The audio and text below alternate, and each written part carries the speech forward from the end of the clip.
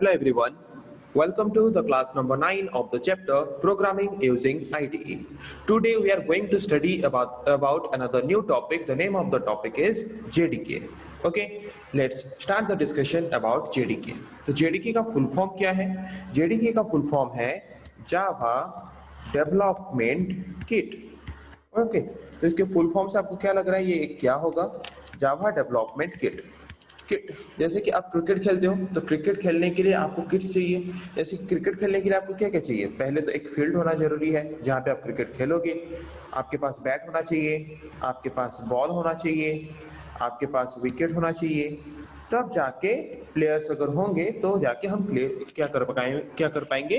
Cricket खेल पाएंगे. Okay, तो ये कुछ किट्स हैं या फिर टूल्स हैं जो कि हमें चाहिए क्या करने के लिए? क्रिकेट खेलने के लिए.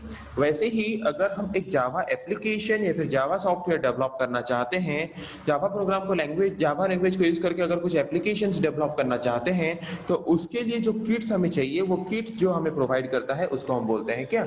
JDK. Okay, JDK is an environment or JDK is a platform which provides us the tools which is required or which is needed to develop a Java application. एक जावा एप्लीकेशन डेवलप करने के लिए हमें जो जो भी tools चाहिए वो सारा टूल्स प्रोवाइड करता है जो एनवायरमेंट, उस एनवायरमेंट को हम बोलते हैं JDK. ओके, तो JDK का फुल फॉर्म क्या है? Java development kit. It is A kit, okay, which is used to provide tools for the Java development or for the development of the Java application. Java application develop करने के लिए, कोई भी तरह का Java application बनाने के लिए हमें जितने भी tools चाहिए, सारे tools provide करता है कौन? JDK. Without JDK we cannot develop a Java application. Okay? तो जावा एप्लीकेशन डेवलप करने के लिए हम जावा प्रोग्राम्स यूज करते हैं. तो मेनली जावा प्रोग्राम दो तरह का होता है, एक है एप्लेट प्रोग्राम और एक है एप्लीकेशन प्रोग्राम. तो एप्लेट प्रोग्राम किसको बोलते हैं और एप्लीकेशन प्रोग्राम किसको बोलते हैं? जैसे कि आप वेबसाइट डिजाइनिंग देखे होंगे, तो वेबसाइट डिजाइनिंग में अगर हम जावा को यूज कर रहे हैं तो वहां पे हम बोलेंगे उस तरह के प्रोग्राम को एप्लेट प्रोग्राम. और सिंपली अगर हम हमारे कंप्यूटर सिस्टम में अगर कुछ प्रोग्राम करके उसको एग्जीक्यूट कर रहे हैं और रिजल्ट फाइंड कर रहे हैं, तो उस तरह के प्रोग्राम को हम बोलेंगे जावा एप्लीकेशन प्रोग्राम. ओके, समझ आ गया? Applets are the Java programs executed by a web browser. किसी भी तरह के जावा प्रोग्राम को अगर हम वेब ब्राउजर में एग्जीक्यूट करने के लिए लिख रहे हैं, तो उस तरह के जावा प्रोग्राम को हम बोलते हैं एप्लेट प्रोग्राम. और अगर हम किसी तरह के जावा एप्लीकेशन या फिर जावा प्रोग्राम को लिख रहे हैं सिर्फ हमारे मशीन या फिर हमारे कंप्यूटर्स में एग्जीक्यूट करने के लिए, तो वहां पे उस तरह के प्रोग्राम को हम बोलते हैं एप्लीकेशन प्रोग्राम. ओके, तो JDK क्या है? मैंने बोला it is a program development environment और it is a application development environment. ये एक जावा एप्लीकेशन डेवलपमेंट एनवायरनमेंट है जो कि हमें एक एनवायरनमेंट या फिर एक प्लेटफॉर्म प्रोवाइड करता है. किस लिए? जावा एप्लेट्स और एप्लीकेशन प्रोग्राम्स डेवलप करने के लिए. मतलब जावा प्रोग्राम, जावा एप्लीकेशन और एप्लेट प्रोग्राम, मतलब एप्लीकेशन प्रोग्राम और एप्लेट प्रोग्राम को लिखने के लिए, लिख के उसको एग्जीक्यूट करने के लिए हमें जो एक प्लेटफॉर्म प्रोवाइड करता है, जावा प्रोग्राम को लिखने के लिए, जावा एप्लेट्स को लिखने के लिए हमें जो प्लेटफॉर्म प्रोवाइड करता है, उस प्लेटफॉर्म को बोलते हैं क्या? JDK. JDK एक एनवायरनमेंट है जिसको यूज करके हम क्या करते हैं? जिसको यूज करके हम जावा एप्लीकेशंस डेवलप कर सकते हैं. अगर JDK नहीं होता तो हम जावा एप्लीकेशन डेवलप नहीं कर पाते. JDK provides all the tools needed to write powerful Java applications or applets. JDK वो सारा tools हमें provide करता है एक better और एक best पूरा application, Java application develop करने के लिए जो भी tools चाहिए सारे tools provide करता है कौन? JDK. Okay. JDK includes some basic tools for program development. JDK हमें कुछ basic tools provide करता है program development के लिए. तो क्या क्या tools हमें provide करता है? जावा प्रोग्राम को लिखने के लिए, उसको execute करने के लिए, एक जावा एप्लीकेशन डेवलप करने के लिए हमें क्या क्या tools provide करता है JDK? चलिए उसके बारे में देखते हैं. तो first tool is JRE. JRE का फुल फॉर्म है जावा रन टाइम एनवायरनमेंट. तो इसके नाम से आपको क्या लग रहा है? जावा रन टाइम एनवायरनमेंट. मतलब JRE क्या है? JRE हम क्यों यूज करते हैं? JRE is used to run the pre developed applet और एप्लीकेशंस इन JDK. मतलब कोई एक जावा प्रोग्राम है, उस जावा प्रोग्राम को रन करने के लिए हम यूज करते हैं जिस टूल को, उस टूल को हम बोलते हैं JRE. ओके, तो आपने पढ़ा होगा कि JVM को हम यूज करते हैं रन करते वक्त, प्रोग्राम को एग्जीक्यूट करते वक्त। तो JRE एक रन टाइम एनवायरनमेंट है जो कि JVM को यूज करके जावा प्रोग्राम को रन करने का फैसिलिटी या फिर प्लेटफॉर्म प्रोवाइड करता है। Okay, Another tool is Java C। Java C का मतलब क्या? Java compiler। Java compiler ये हम क्यों यूज करते हैं? It is used to convert the source code into byte code। Source code को बाइट कोड में कन्वर्ट करने के लिए हम Java compiler को यूज करते हैं Java प्रोग्रामिंग लैंग्वेज में। ओके, अनदर टूल इज जावा, जिसको हम बोलते हैं जावा इंटरप्रेटर। ओके, तो जावा इंटरप्रेटर को हम नॉर्मली जावा बोलते हैं। तो जावा इंटरप्रेटर को हम क्यों यूज करते हैं? जावा इंटरप्रेटर को यूज करते हैं हम हमारे जावा प्रोग्राम को एग्जीक्यूट करने के लिए। मतलब जो सोर्स कोड को हमने जावा कंपाइलर यूज करके उसको कन्वर्ट किया बाइट कोड में, उस बाइट कोड को एग्जीक्यूट करने के लिए फिर मशीन कोड में कन्वर्ट करने के लिए हम यूज करते हैं इंटरप्रेटर को। तो आपके दिमाग में एक चीज आ रहा होगा कि जावा इंटरप्रेटर और JVM दोनों एक ही चीज है। नहीं, जावा इंटरप्रेटर का काम सिर्फ एक ही है कि वो सिर्फ क्या करेगा, बाइट कोड को मशीन कोड में कन्वर्ट करेगा और उसको एग्जीक्यूट करेगा, बस। पर JVM ऐसा नहीं है। JVM और भी बहुत सारे काम करता है इंटरप्रेटर के हिसाब से काम करने के अलावा।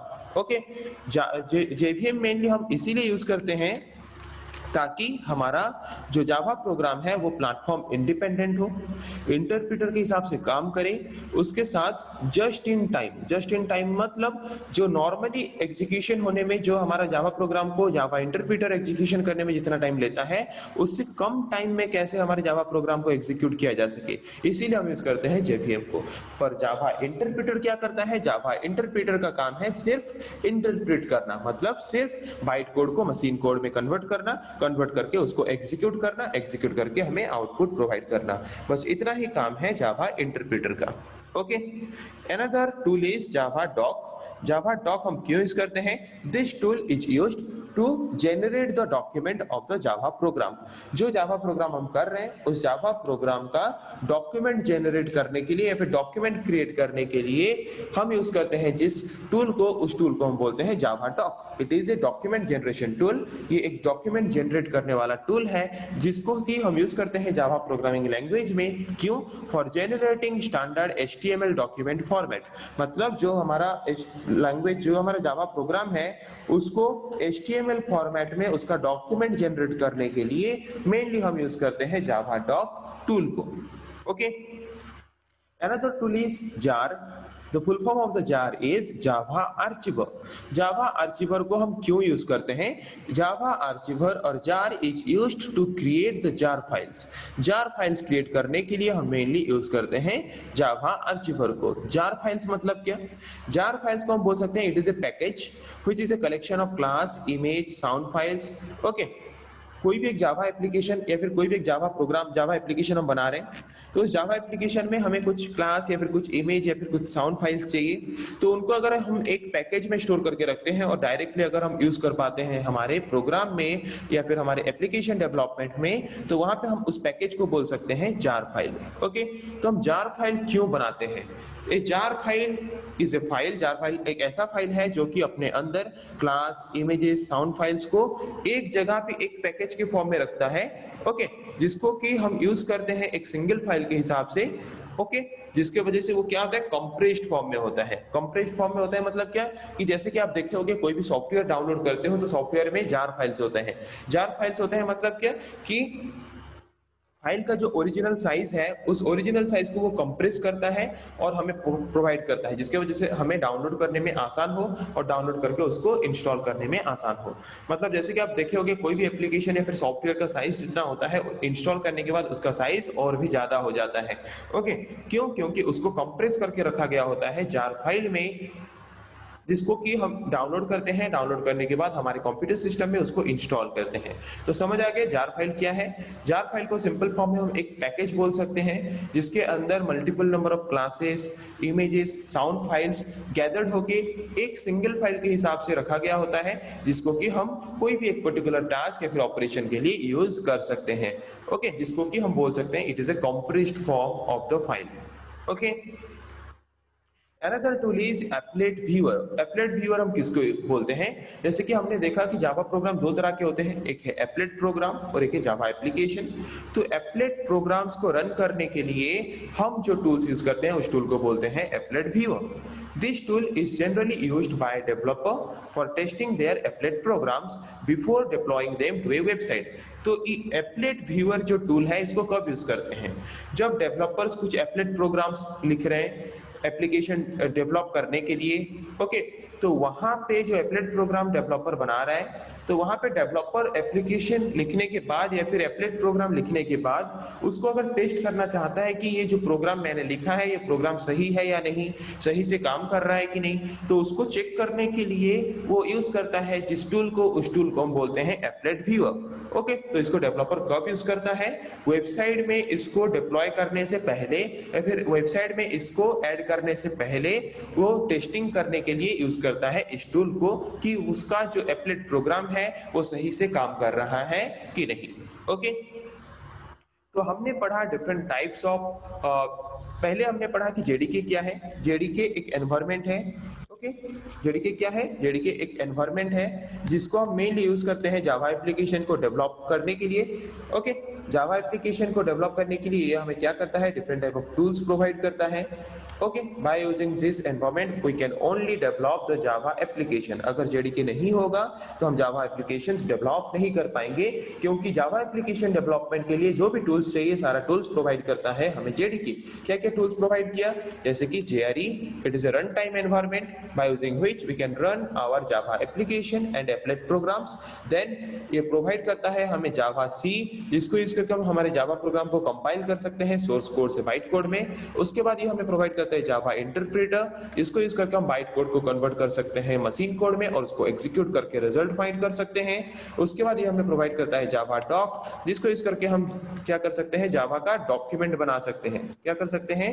जिसको यूज करके हम Java का डॉक्यूमेंट बना सकते हैं HTML फॉर्मेट में। उसके बाद ये हमें प्रोवाइड करता है जार फाइल, जावा आर्चिवर टूल प्रोवाइड करता है, जिसको यूज करके हम क्या करते हैं? क्रिएट करते हैं जार फाइल्स। जार फाइल्स मतलब it is a form of package which is a collection of multiple number of class files, images files, audio files which are gathered into a single file and which is represented in a compressed form।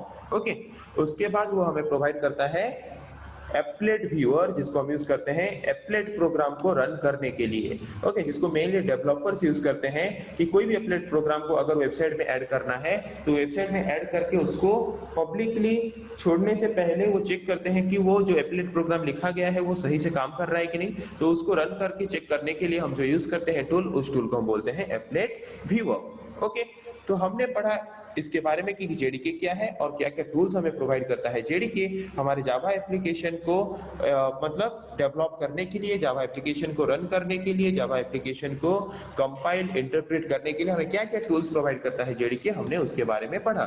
फिर next class में हम पढ़ेंगे ऐसे और कुछ topics के बारे में। आज के लिए इतना ही। Thank you.